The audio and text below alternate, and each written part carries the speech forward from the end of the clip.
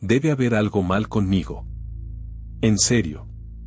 Tengo 22 años y todavía le tengo miedo a la oscuridad. Ya no soy un niño, pero no puedo reunir el valor suficiente para simplemente apagar las luces e irme a dormir. Está bien, déjame explicar. Una noche estaba tranquilo, escribiendo un trabajo sobre pinturas rupestres del Paleolítico para mi clase de Historia del Arte. Y de la nada, sin ninguna advertencia, me imaginé que había algo espeluznante esperándome en el pasillo de mi departamento. Y eso fue suficiente para dejarme atrapado en mi propio cuarto. Y es que en mí, el miedo tiene la mala costumbre de salirse de control y volverse completamente absurdo. Al principio intenté ignorarlo, seguí trabajando con la esperanza de que esa sensación de estar siendo observado se iría sola. No se fue. Y empecé a preocuparme de que algún tipo de criatura chillona y aterradora fuera a reventar la puerta. Así que tuve que revisar que estuviera bien cerrada con seguro. Después de eso, ya no podía concentrarme en terminar el trabajo. Cada 2 minutos tenía que apartar la vista del monitor para asegurarme de que la puerta seguía cerrada. Esto se está poniendo estúpido, dije en voz alta, sin hablarle a nadie en particular. Es solo mi imaginación jugándome una mala pasada, lo cual, honestamente, es cierto. Sé que si abriera la puerta y mirara al pasillo, no pasaría absolutamente nada. Una sola acción y ¡puf!, la cordura regresaría. El problema, por supuesto, es abrir la puerta. Ese momento siempre es cuando la ansiedad llega a su punto más alto. Todo este rollo empezó hace unos 30 minutos, justo antes de la medianoche, y no parece que vaya a calmarse pronto. Así que sí, estoy atrapado en mi habitación por lo que parece ser la vez número 100, solo con mi computadora y pensamientos sobre hombres del saco imaginarios. Aunque en realidad, todo esto me hizo preguntarme, ¿cuándo comenzaron estas paranoias tan irracionales? En realidad es una historia interesante. Y ocurrió mucho antes de que alguien pudiera llamarme loco. Hay algo en el sótano. Esta historia ocurrió en la primavera de 1998, en una vieja casa de la calle Elcano, que mis padres estaban alquilando. Elcano, como el lago Elcano, pero sí, una coincidencia rara, ¿no? Yo tenía 6 años en ese entonces, así que estaba en esa etapa de la vida en la que dormir con una lamparita de noche todavía era normal. Creo que solo llevábamos unas semanas viviendo allí. Me cuesta recordarlo con certeza. Pero sí recuerdo la primera vez que mi papá llevó a mi hermano y a mí a ver el sótano. La casa tenía más de 100 años, y en otra época había sido una estación de trenes. El sótano, como descubrimos, se había usado como celda temporal, donde el sheriff del pueblo encerraba a los criminales que atrapaba intentando escapar de Ciudad Real en tren. Y en todo el tiempo que pasó desde entonces hasta que mi familia se mudó allí, a nadie se le ocurrió actualizar el sótano. Básicamente, era un calabozo. Las paredes estaban hechas de piedras talladas o algo así, y en algunas zonas habían tapado con ladrillos donde el agua subterránea se filtraba. Además, todo el lugar estaba cubierto por capas de telarañas y bichos muertos. Y eso ni siquiera era la parte más espeluznante. Al fondo del sótano, al final de una esquina angosta, había una puerta pesada con un letrero, sala de enfriado o algo por el estilo. Sea lo que fuera que significara, mi papá no pudo abrirla ni siquiera con una palanca de metal. Las bisagras estaban tan oxidadas y cubiertas de calcio que solo un martillo neumático podría haberla roto. Durante el día, no me preocupaba por el sótano ni por esa extraña sala de enfriado. Simplemente evitaba bajar allí. Pero en la noche, no podía evitar pensar en ello. Siempre terminaba escondido bajo mis sábanas hasta que finalmente lograba dormirme. Aunque claro, no siempre lograba dormir. A veces, las voces me mantenían con los ojos bien abiertos, alerta. Y cuando digo voces, me refiero a lo que yo creía que era el sonido de un hombre hablando en voz baja desde el sótano. Para mí, sonaba como si alguien estuviera bajo las tablas del suelo, murmurando incoherencias. Obviamente, lo que pasaba en realidad era que los sonidos rebotaban por los conductos de ventilación, engañando a mi mente de niño y haciéndome creer que había algo allá abajo, atrapado tras esa puerta enorme, tratando de salir. ¿Para qué? No estoy seguro. Tal vez pensaba que quería comerme. ¿Quién sabe? Tenía 6 años, ¿recuerdas? No importa lo que yo creyera que ese hombre inventado quería hacer. Todo lo que sabía era que era algo malo. Y todo empeoraba cuando mi hermano mayor, Julián, decía que él sí sabía lo que realmente había en el sótano. Era un desgraciado sádico, y le parecía divertidísimo contarme que un monstruo con cara de mujer y el cuerpo cubierto de mechones de pelo estaba intentando escapar de la sala de enfriado. Repito, una cara de mujer y un cuerpo cubierto de pelo. Pasaron semanas antes de que pudiera dormir una noche entera sin gritar para que mis papás corrieran a mi cuarto. Avancemos unos años. Cuando tenía 9, mis padres decidieron mudarse a una casa mejor, por razones de trabajo. Estaba ayudando a mi papá a mover algunas cajas desde el sótano, y para ese momento el lugar ya había sido limpiado bastante.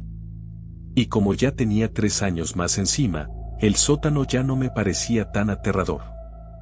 Hasta que me quedé solo allá abajo. Mi papá había subido para hablar con mi mamá sobre algo. Al principio estuve tranquilo, pero de la nada, comencé a oír un ruido extraño. Un golpeteo. Recuerdo que miré a mi alrededor para ver qué lo causaba, más fastidiado que asustado. Cuando me acerqué a la esquina que daba a la sala de enfriado, el ruido se hizo más fuerte. Y venía de detrás de la enorme puerta negra. No me moví. Sentí que me quedé congelado ahí por horas. De pronto, se oyó un golpe seco, un estruendo, desde el mismo lugar donde venía el golpeteo. Grité y salí corriendo hacia las escaleras, casi tumbando a mi papá en el camino. Cuando me preguntó qué pasaba, le conté lo del ruido que venía de la sala de enfriado. Se rió. Te juro que se rió. Y me dijo que lo acompañara.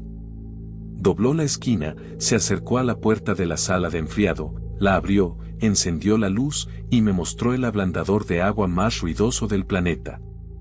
Me explicó que lo había instalado 2 años antes porque ya estaba harto de tomar agua con sabor a óxido, y que ese era el mejor lugar de la casa para ponerlo.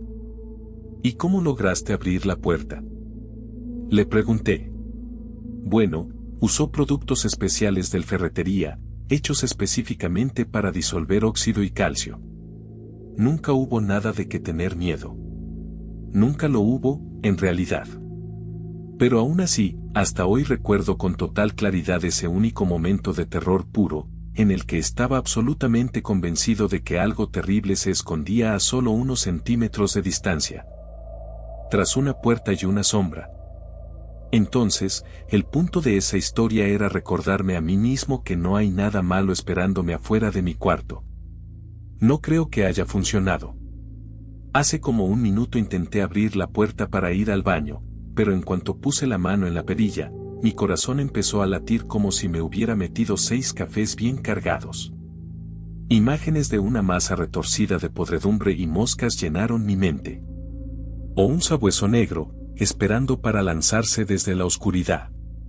Estoy medio entrando en pánico por dentro, porque no solo siento que hay algo allá afuera, sino que también tengo la sensación de que eso sabe que tengo miedo. Sigo diciéndome a mí mismo que todo está en mi cabeza, que solo estoy proyectando mis miedos en el entorno, pero no sirve de nada. Y es una pena, porque yo sé muy bien, por experiencia propia, lo poderosa que puede ser la imaginación. Así que esto es lo que voy a hacer. Primero, me voy a tomar la cerveza que encontré junto al tacho de basura. Y segundo, voy a contar otra historia. Una donde tuve que enfrentar cara a cara a mis demonios nocturnos. Parálisis del sueño. Hace unos 4 años, estaba atrapado en un estado de depresión casi total. Acababa de terminar el colegio, pero mis notas eran tan bajas que mis opciones para la universidad se reducían a la primera que me acepte. Súmale a eso que estaba desempleado, mi mejor amigo ya se había mudado a otro estado, y mis padres estaban en pleno divorcio. Viéndolo en retrospectiva, manejé todo el asunto de una manera bastante inmadura, fumando marihuana como loco y encerrándome en mi cuarto a jugar videojuegos todo el maldito día. En otras palabras, me estaba convirtiendo en un completo perdedor. Algunas teorías dicen que las pesadillas sirven como mecanismos subconscientes para procesar el estrés. Si eso es cierto, entonces tuve suerte de que las cosas no se pusieran raras antes. Una noche, después de un largo día de porros y, ya sabes, cosas de uno mismo, me quedé dormido como siempre. Excepto que esta vez, me desperté justo en medio de todo. Y con eso quiero decir que mi mente se despertó, pero el resto de mi cuerpo siguió dormido. Más tarde descubrí que ese fenómeno se llama parálisis del sueño, que ocurre cuando uno se despierta en medio de la fase REM y a menudo viene acompañado de alucinaciones hipnagógicas. Y déjame decirte que no me gustó nada, ni un poquito. No podía abrir los ojos. No podía mover los brazos. Y empecé a sentir que algo, una presencia, entraba en mi cuarto. Quería gritar, pero no podía. Y esa cosa estaba a mi alrededor. Observándome. Juzgándome. No sabía qué era, pero de algún modo me llegó la idea de que quería hacerme daño.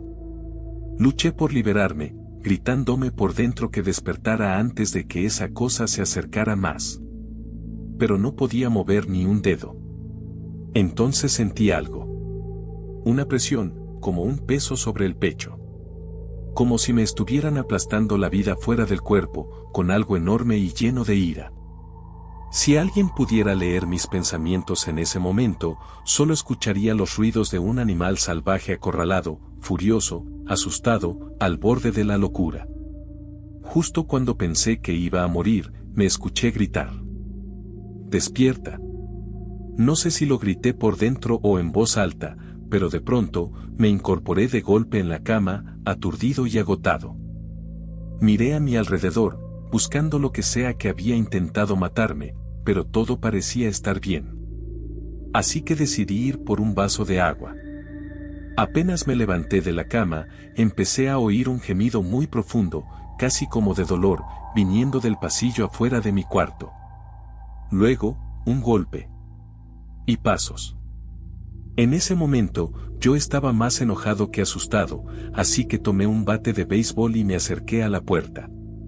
No salí corriendo al pasillo de inmediato, porque para entonces esa cosa ya estaba empujando la puerta con fuerza, tratando de entrar. Todo el tiempo, seguía gimiendo, cada vez más fuerte, como si estuviera en un estado constante de agonía. Eventualmente, escuché cómo empezaba a alejarse, arrastrando los pies. A la velocidad del rayo, abrí la puerta de golpe y salí al pasillo. Y fue ahí cuando lo vi. Era muy, muy alto. Tan alto que tenía que agacharse un poco para no chocar con el techo. Además, era delgado. Más hueso que carne. No tenía brazos. Ni piel. Ni siquiera cara, realmente. Supongo que la mejor descripción que puedo darte es que era un esqueleto alargado, usando una camisa de fuerza hecha de carne cruda. Lo que fuera, se había dado la vuelta y comenzaba a acercarse a mí, arrastrándose. Así que corrí hacia él, blandiendo el bate como un loco, hasta que dejó de moverse, gorgoteando en un charco de su propia sangre.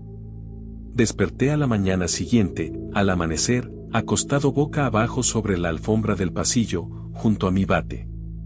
Al parecer, todo lo había soñado. Pero había un agujero en la pared, justo donde mi bate había golpeado y arrancado un pedazo de yeso. Nunca más volví a tener parálisis del sueño. Ni tampoco volví a ver al monstruo de tocino. Pero ese evento dejó claro el tipo de pesadillas que mi propio cerebro es capaz de crear. 1:38 de la mañana. Bueno, claramente eso no ayudó en nada. No estoy preocupado por el demonio de tocino que podría estar afuera de la puerta. Ya le di su merecido. Pero igual no puedo abrir la puerta. No puedo dormir si creo que hay algo ahí afuera. Y tampoco puedo obligarme a quedarme despierto hasta que salga el sol. En realidad, no tengo ni idea de qué hacer. Maldición. Acabo de jalar un músculo del cuello por girar la cabeza muy rápido. Pensé que había visto algo moverse por el rabillo del ojo. Era solo un zapato. Un zapato sucio, sin amarrar, que no se movía. Un simple maldito zapato. Está bien, basta de jugar. Acabo de encontrar un martillo. Ojalá tuviera una escopeta, pero supongo que el martillo servirá. Voy a intentar abrir la puerta otra vez. Vuelvo en un minuto. 1:39 de la mañana. No. No va a pasar. Empecé a sudar antes siquiera de tocar la perilla. Lo intenté. De verdad lo intenté. Pero fue demasiado. Y ahora es peor, porque estoy escuchando ruidos que vienen desde afuera de mi ventana. Menos mal que las persianas están cerradas. Ojalá mi compañero de cuarto regresara ya. Trabaja hasta tarde, así que normalmente no llega hasta las 5 de la mañana. Espera, ¿eso es en unas 3 horas y media? Sí. Solo tengo que esperar a que él vuelva del trabajo y por fin podré dejar atrás toda esta locura. Aunque claro, no es buena idea tener demasiada fe en tus amigos. Especialmente cuando saben lo fácil que te asustas, como mi amiga Camila, que decidió contarme una de sus historias de terror justo cuando yo estaba a punto de irme a casa esa noche. Cementerio de la calle Beltrán. El cementerio de la calle Beltrán es el más antiguo del pueblo. También es el más descuidado. Con los años, una mezcla de vandalismo, falta de mantenimiento y mal clima ha dejado las lápidas casi ilegibles. El pasto que no ha sido invadido por maleza es de un color amarillo enfermizo, como bilis.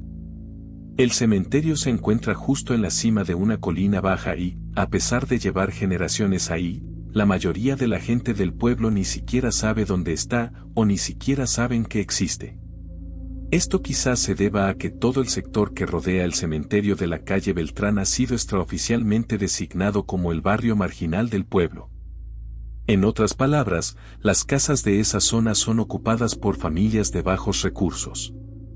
Mi amiga Camila vivió allí por un tiempo.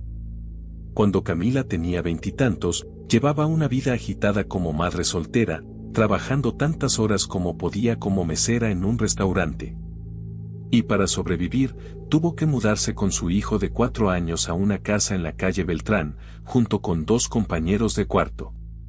O tal vez no era madre soltera en ese momento, ya no estoy tan seguro. Tengo algunos detalles borrosos. Pero sé que vivía en una de las casas de la calle Beltrán con su hijo.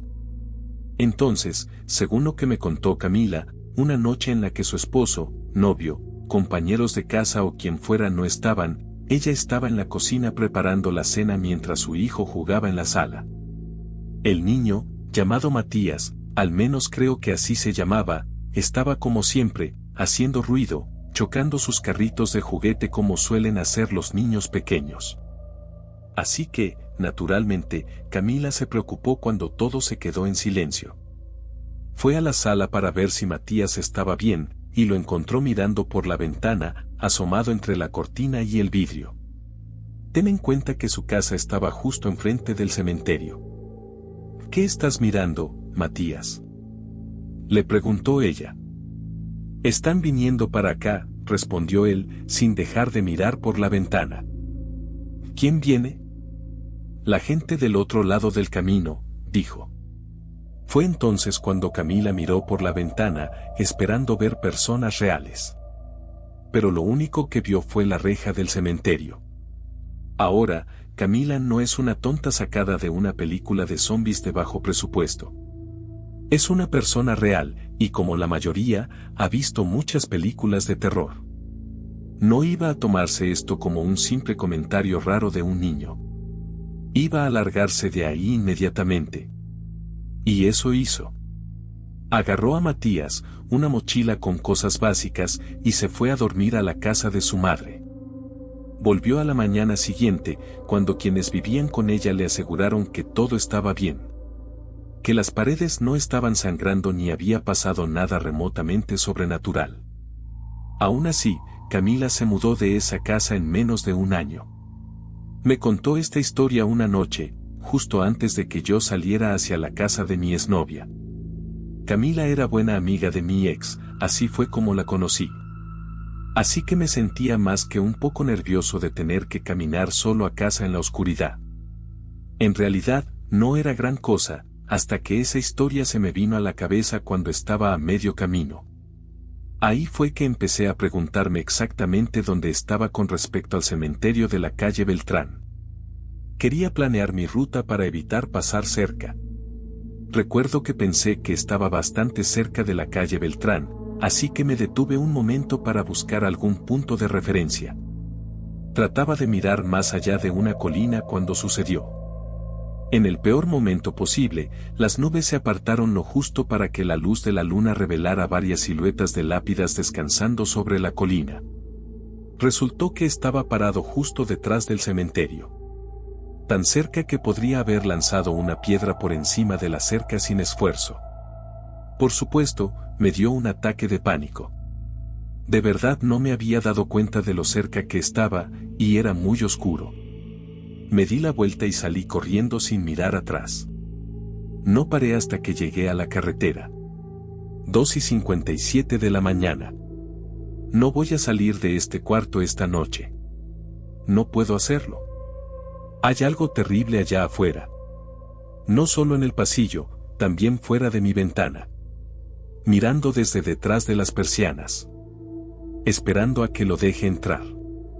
He estado agarrando el mango del martillo con tanta fuerza durante tanto tiempo que ya conozco cada ranura en la madera tallada mejor que mi propia cara. La bombilla de mi lámpara de escritorio se quemó hace unos 15 minutos. Así que la única fuente de luz es esta pantalla frente a mí. Y empiezo a pensar que ya está aquí adentro. Sí. Sí, definitivamente está aquí adentro. Tal vez siempre ha estado aquí conmigo. No puedo enfrentar la oscuridad. Es así como te atrapa. Solo se vuelve real si lo miras. Si lo ves, aunque sea por un instante. Aparecerá como si fuera un fotograma que se cuela en una película. Solo por un latido. Y luego desaparece. Pero eso es todo lo que necesita. Todo lo que siempre ha querido. Se manifiesta durante una fracción de segundo. Pero el daño dura para siempre. ¿Dónde crees que nacen estas historias? Son solo las secuelas de lo que trato de olvidar. De algo que no quiere ser olvidado. No voy a dejar que me atrape otra vez. Solo se vuelve real si lo miras. Así que no lo haré. Voy a mantener la vista fija en la pantalla. Voy a ignorar las formas que se mueven en los bordes de mi visión. Voy a estar bien. Mientras no deje de mirar la pantalla. Porque solo se vuelve real si lo miras. Y solo es real cuando te devuelve la mirada.